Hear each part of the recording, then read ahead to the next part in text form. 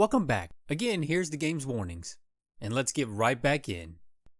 After Auden agrees to stay, the next day they take a trip to the town up north to find a job to make money and run Mila's errands, due to their agreement for staying at the house. However, upon arriving at the town, it is under attack by beasts. Strangely, one of the beasts is asking for help. This gives Ray an idea which annoys Auden. After clearing the beasts and helping the town, they meet a young man who tells them beasts usually don't attack the town, but here lately they've been popping up without warning. It's the hunter's job to protect the town and do other tasks given to them, basically like mercenaries.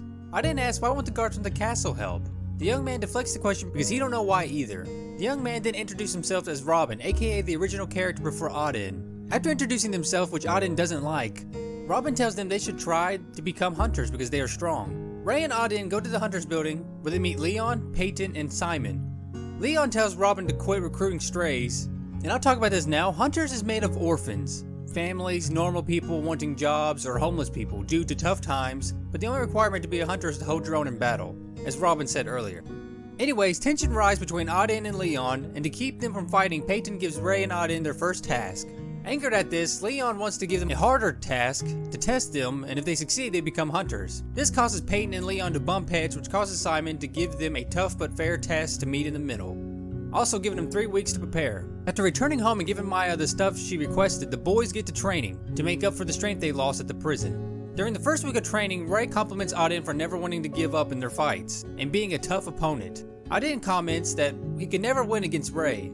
Mila shows up to heal them. She heals Ray with her magic, but makes a meal with healing herbs for Auden, because Auden doesn't like for people to lay hands on him. Ray then asks Auden why doesn't he try to use magic. Auden says his father, referring to Olin, used to say, magic is for the weak. If someone uses magic, it means they're too weak to rely on their own physical strength. This upsets Milo, but Ray says that's dumb because in a fight, you use everything you can to beat the opponent. Auden mentions how Ray can summon his weapon at will, like the Keyblade, if you will, for reference, which makes Ray talk about how he acquired the weapon. In his hometown, it was a rule for everyone to learn how to fight to help defend the town against attacking beasts or other invaders, due to the town being so small. That's how he learned how to use magic. Magic is something you're either born with or not. If you aren't, there's an alternative, which is to use magic-enhanced weapons or items. Ray then talks about how he was a great fighter, even better than some of the adults, a prodigy if you will. One day, he and a group of kids snuck out to play in the woods and was ran off by beasts. Ray got lost and after some time came across a mauled, dying woman who tells him that 2 great armies are waging war up north. And during the commotion, a group of people are taking advantage of the situation and conquering small towns, making their own army strong. And that they are heading towards Ray's town. With her dying breath, she gives him a weapon and tells him to go back to his town and flee with his family before the small group arrives. However, upon arrival, his town is being destroyed and being burnt to the ground, and the Chandler orders for Ray to be taken to the prison where he will spend the next 5 years. During the second week of training, Ray points out how Mila has been opening up to them, but needs Auden to be nicer because she's still nervous around him. Auden agrees and after training tries to have small talk with Mila. Mila tells Auden she was rooting for him to beat Ray, but he lost. This makes Auden happy, but he tells her Ray always finds a way to win. He then asks her why she keeps staring at the cloak in her house. Mila says it belonged to her father, who was a great mage, and that after her mother's death, it took a huge toll on him and he ended up getting sick and died last year. She's been hiding ever since. Auden asks how did her mom die. She tells him when her and her mom was on their way to town one day, they was jumped by some beast. They dragged her mom off and she ran home to get her dad. Her dad then tracked down the beast and she saw her dead mother naked on the ground being eaten. She fainted and her dad took her home. When she woke up, she thought it was a bad dream and hasn't been able to go outside much after that. Which Child Auden comments that they all seem to have problems. And I'll talk about this now. In this scene, it is very eye-opening for Auden, which makes him feel less alone knowing that they all share a great deal of pain like him. Shortly after the incident, Mila's dad befriended the beast near the house and asked him to protect it, which is why they attacked Auden and Ray. Ray's eavesdropping and asks Auden about himself since he knows about his and Mila's story. Auden's child self states he would love to talk about it to get it off his chest, but is too choked up when he tries to bring it up because he's overwhelmed with fear and trauma. Auden is too afraid to talk about it truthfully because he's worried what they would think about him if he tells them the truth, so he leaves out some details. As he notices Ray, and I forgot to add Mila here, so it should be because he knows Ray and Mila have left out details in their story because he feels they ain't telling the full truth.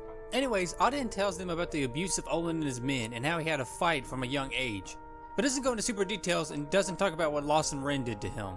This dampens the mood, which makes Ray change the subject. He suggests that Mila should go to town with them when they go on their first hunt. And with the extra money they receive, they will buy her something nice to celebrate not only them becoming hunters, but for her stepping outside facing her fears. But they will only get her something if she goes with them. Seeing she's nervous, Auden tells her not to worry because she has the strongest bodyguard. Seeing this kind side of Auden puts her at ease, and she agreed. Ray notices what Auden did to help her and to help him change the subject and thanks him for it. 3 weeks have gone by, and the night before their hunt, Auden has a nightmare, feeling that something evil is coming after him. Lawson grab him and the nightmare ends. This puts Auden in an upset mood, seeing how he isn't into it and looking behind him on guard, as seen here. Ray asks Robin if Mila can stay there while they're gone on their hunt. Robin comes up with a way for her to stay without upsetting Leon. Joanne offers to take Mila out for lunch till they get back. Scared by this, Ray assures her that they won't be gone for long. After receiving an envelope with their hunt mission on it, Leon tells them he will send some hunters to make sure they get the job done, and to basically watch them and grade them. As they get ready to leave, Ray tells Auden that he can lead because he feels bad for always dragging Auden around, because he knows Auden hates it. This may have something to do with hearing Auden's story. Anyways, Ray then confesses that he hates being the leader, and that he isn't cut out for it. Auden is aggressive again, maybe due to his dream, but he finally tells Ray it's because he hates people having power over him, and that he should lead because he is the strongest. He also calls Ray out because he's been doing such a fine job leading them up to this point. Then he thinks about how disgusted Olin would be if he knew he was following someone else's lead. Here we hear Ray's inner thought, which is an important part. The inner thought suggests that he isn't as strong as Auden thinks, more on this later. Now we are shown that Leon has tampered with the envelope to get back at Auden. He knew Simon would pick this certain hunt for them to go on, and he swapped the mission paper out with another. To explain hunt missions I was playing now, it's kind of like how Pokemon Mystery Dungeon games are. You get a letter to fight or rescue so-and-so and etc, and it's kind of like that. Anyways, once they have arrived at their destination, Robin offers them some weapons. Auden asks for a few, and this amazes Robin. But to Auden, he doesn't think much of it because Olin just made him train with just about every weapon to be ready for any situation. Anyways, if you talk to one of the hunters, she feels as if something's off about the place. Once inside this hedge-like dungeon, they see a lot of dead bodies. The stench of death is so strong it will almost make you puke. Ray wonders if this is the work of multiple beasts or one big strong one. Auden starts to be overwhelmed with fear and this strange feeling. This strange feeling would be the same feeling he would get before Lawson Wren would show up to his cell. Just a really bad feeling that overtakes him and causes Auden's mind to slip, and he hears someone crying for help. This startles Ray, as it gives him a bad feeling because Auden doesn't seem to even notice him standing in front of him. Auden is lost in his mind. He hears Olin's voice basically calling him weak, and Auden tells him he will defeat this unknown enemy that is frightening him to prove that he isn't weak. After Ray brings Auden back a little bit, he tells him that they should turn back. Auden flips out at this, and they argue. Auden tells Ray he has to prove that he is stronger than them, and that he will go by himself, and calls Ray a pathetic coward. Ray tells Auden to calm down and this isn't like him. Auden starts to cry and says if he doesn't save him, then who will? Ray is heartbroken for Auden seeing him in this state, and tells him he will go with him and starts to cry. Seeing Ray cry brings Auden back to his senses. I'm going to talk about this now. Auden's nightmare may have been his senses giving him a bad feeling. Like he said, he would get that weird feeling before Lawson Wren would show up. Maybe the nightmare was telling him that something bad was going to happen today, which is why he wasn't himself today and on guard. Then we have his mental breakdown. He basically feels if he can overcome this unknown enemy scaring him as bad as Lawson Wren did, and then by defeating this entity, he's defeating Lawson Wren. If someone strong beats you, and you beat someone stronger than them, that automatically makes you stronger than the ones who beaten you, right? Well, that's what Auden thinks, to give himself a peace of mind. That if he can beat this entity, it would be like as if he beat Lawson Wren and saved himself from the cell, and Olin. Now when he calls Ray weak and pathetic, it really wasn't Auden saying that to Ray, it was Olin saying that to Auden. So he was saying that to himself because of his imagination running wild, due to his mind slipping to fear and having a breakdown. Further in, they see an unknown entity, and Auden is paralyzed with fear. Ray asks if he is the beast terrorizing the town to the west who have paid them to try to run out. The entity threatens to rip Ray's tongue out and tells him they are only afraid of him because they fear one day he will attack, even though he has no interest in attacking the weak. And that they are the ones terrorizing him because so many come to disturb his home and try to drive him out. He goes for an attack, but Auden is too scared to move, till Ray yells at him and he barely dodges the attack. As they get ready for a counterattack, the strange man tells them that his weapon is no ordinary weapon. Ray asks what does he mean by that, and the man tells him that it is a gift from the heavens above and that they're about to witness a blessing. After the battle, Ray and Auden are at their limits, trying to keep from losing consciousness. Auden says that the shock from parrying his attack makes his bones feel like they're about to explode, and that with all the strongest people he ever knew combined can't hold a candle to this guy. Ray says that he's not even trying and that his weapon is so heavy like a log, but yet is so sharp just being near it cuts him, and he gets lost in thought about the weapon. The strange man tells them that he will show them a secret of the world. He then changes into a strange creature and Robin comes in and attacks the beast, calling it an angel. The angel tells Robin he will kill him as well and attack the village since they won't leave him alone. Robin, Auden, and Ray lose consciousness. Auden slowly wakes up half conscious hearing a fight and sees the Golden Warrior fighting the Angel. He loses consciousness again and they are rescued by the other hunters.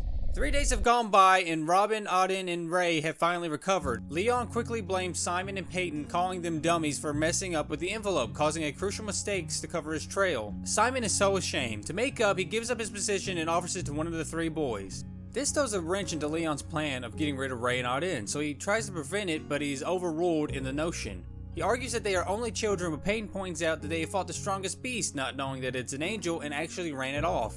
Auden knows the truth and knows that they didn't run it off, but keeps quiet. Robin then nominates Ray and Auden agrees. Ray doesn't want it, but is forced into taking it, angering Leon. Mila then asks Ray, since he has power, if she can join the hunters as well. She confesses that she is tired of being afraid and wants to be stronger. She also felt helpless when she thought Ray and Auden wasn't going to make it. Anyway, since she studies magic, she assures Ray that she would be quite useful in battle. Ray isn't quite sure since he can't see Mila hurting somebody because she's getting paid to, but will once Auden trains her into fighting shape, which Auden agrees to. We then see what appears to be a king getting information about the hunters that ran off the great beast, and the leader of the group is now second in command of the hunters. This mysterious character tells him to keep an eye on them as they may be their last hope, and that's the end of Arc 2. Now let's talk about a few things. First, nothing was cut so far, and there isn't much to say about the original game, and we won't be talking about the original game for a while now. And I feel I should explain the hunters a bit better. See, they're like mercenaries who take on any jobs given to them, and I kind of made it like Pokemon Mystery Dungeon, where anyone could take any job, and these hunters in particular help the town that they're stationed in and the town's allies, which is one of the town's allies that want them to run off the great beast, as they call it, and offer a huge reward. Hunters protect others from beasts, other humans, helping with fields, make deliveries, just any sort of odd and end jobs that the town might provide them or the town's allies. Now we'll start with Arc 3. 5 years have gone by and we see Ray, Mila, and Auden taking on a secret mission for the king, to retrieve a crate from a group of people even though they haven't seen the king. Anyways, a man named Alistair has given them this mission to those 3 specifically and tells them not to tell the other hunters, which makes Auden suspicious. He remembers Olin doing something similar when he was trading him off. Shows even after all this time his abuse still haunts him. And Mila explains it could be because the hunters are divided, those that follow Ray and those that follow Leon, so it's best not to get the others involved. Auden tells Ray it could be a trap because Ray is the strongest of the hunters, Auden himself is the most skilled, and Mila is the strongest mage. If the king sees him as a threat, this is his way of offing them. Ray agrees, but tells them the money he is offering is too good to turn down. But if it is a trap, he tells them that they will fight and flee. They have enough money and supplies to start over in a new town, if needed. Anyways, Alistair's men begin the attack and Ray's group goes to retrieve the crate. It's guarded by a beast whom Ray offers to let live if they give them the crate. This makes Mila gag and the beast doesn't trust them and attacks. After beating the beast, he goes insane, attacks himself, and changes like the guy they fought that turned into an angel. After the battle, Mila is shocked because she's never witnessed someone changing and becoming stronger like that. Anyways, with the crate secured, Alistair offers to escort them and the crate back to Trade City. At the castle, the guards take the crate and tells them to come back by tomorrow morning to meet the king and to get their reward. Auden and Mila are optimistic about meeting the king of mystery, and as they leave for home, Ray tells them to go on ahead while he attends a church service. He offers to take them with him, but they decline. At home, Mila believes they are checking the crate to make sure it wasn't tampered with and wishes Ray was there to discuss the plan, since the king hasn't been seen in the 5 years they've been hunters. Mila also notes that Ray has been going to church ever since they encountered that weird beast man thing. She also wonders why he just ran off without killing them. Auden says him and Ray agreed to go along with the story that they ran it off. The only person who knows the truth is Mila, except note here that no one knows about the Golden Warrior. Auden didn't mention it because he isn't even sure if he's real. Maybe he's in Auden's head because it did show up when Auden's mind snapped. Maybe when the cell unlocked, the Golden Warrior is his imagination of a savior. Perhaps, who knows. But we do know that Auden is the last one to lose consciousness during that battle. Anywho, Mila's petting one of the forest beasts who's protecting the house and tells Auden the beast wants a pet from him. Auden is still on guard of it, but points out how Mila's gotten stronger over the past few years. But notices the hunt still bothers her, seeing as she gets sick and gags from participating. Mila says it's because she hates hurting others for money. They sit down and Auden asks her to tell him the truth of why she wanted to become a hunter, because he knows it wasn't for protecting them. Mila says it's because she wants to become stronger and hated herself for being so weak, and that she did want to even kill them during the first few weeks of their training, because she had to share her home, but slowly got attached to them, and wondered what would happen if she was there during the hunt, if she could have helped. She then wonders why the beasts are so aggressive and why they can't talk it out, because beasts can talk. Also note in this world, beasts like to prey on humans.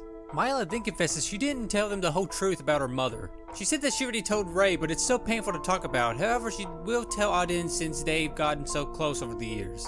She says there are 3 beasts, 2 males and 1 female, and they wasn't just eating her mother, they was basically playing with their prey, taking turns having fun with her. No, what I mean by this is basically torturing her.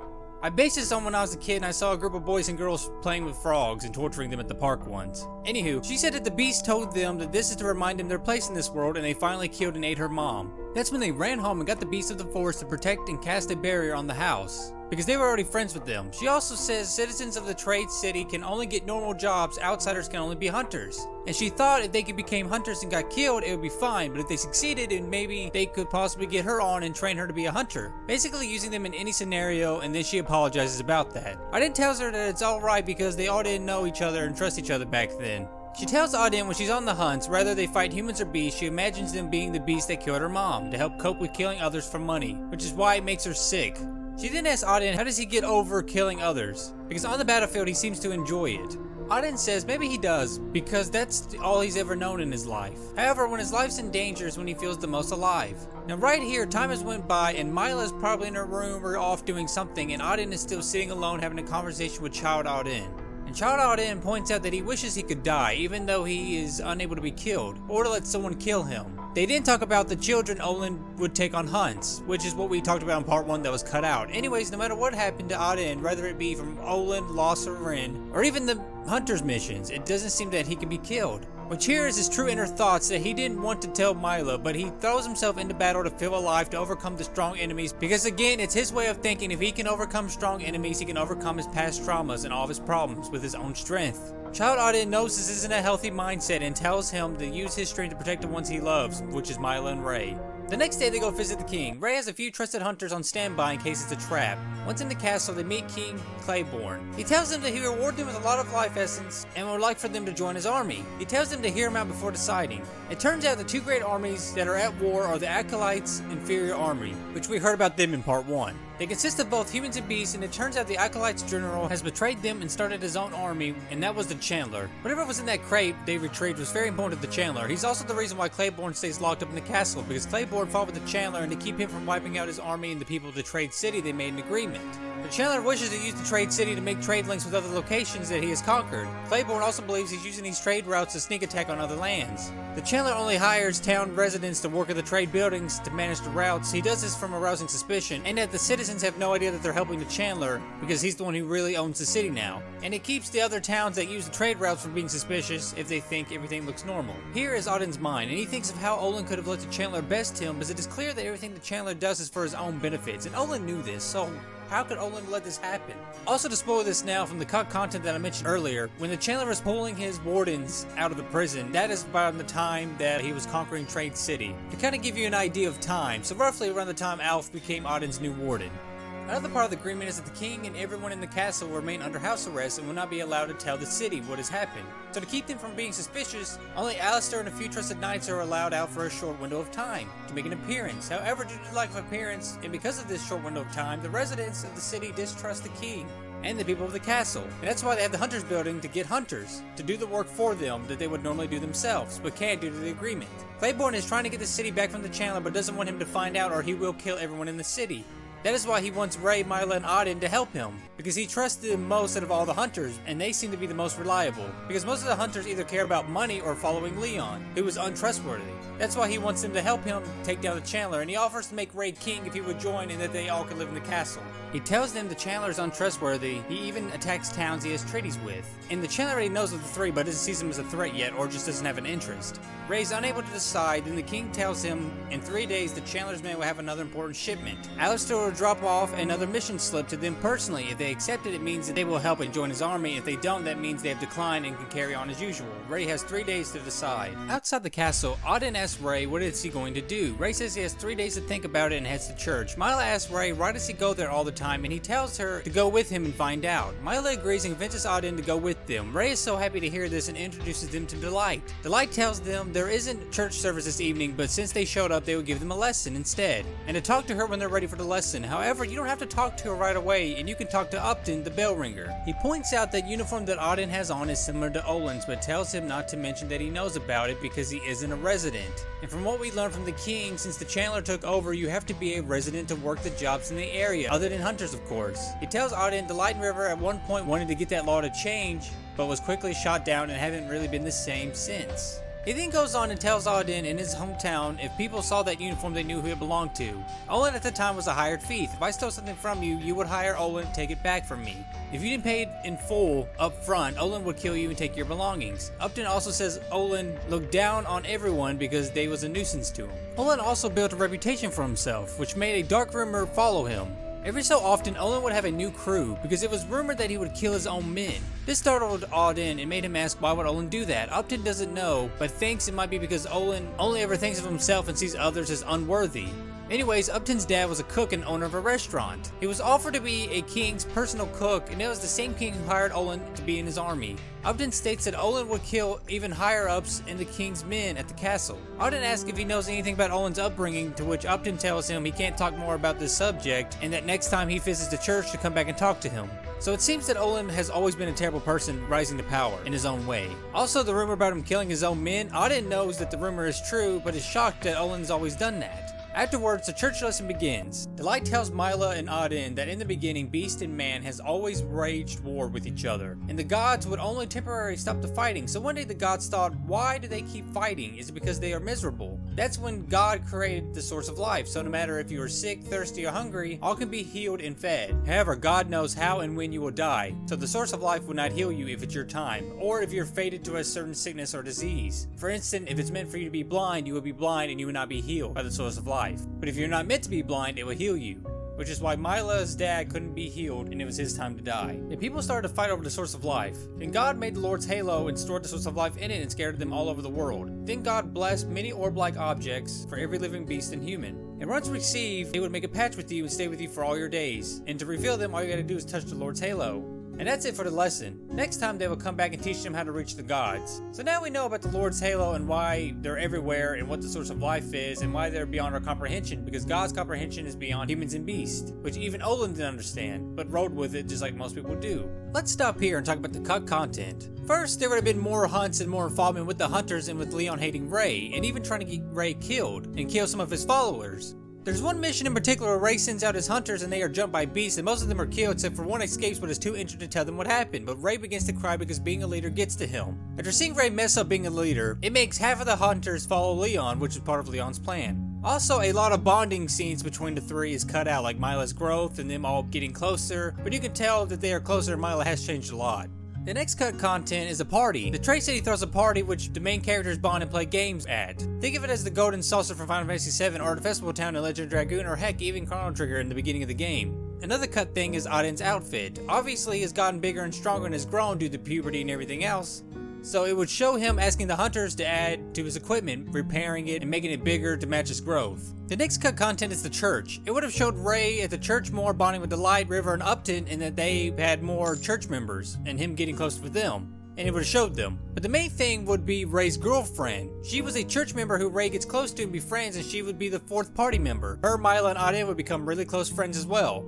Another thing, Ray wanting to work at the church, and Delight and River going to the trade building to get the law changed, which happens a few months before they help Alistair and learn of the king. Also, the interaction with Alistair and the Knights has been cut as well. Anyways, after getting Auden and Mila to church, some other cut things for later is Auden befriending Upton, because Upton is basically the janitor and Auden guy at the church. They would have gotten closer and became friends. But that's it for now, and I'll see you on the next video.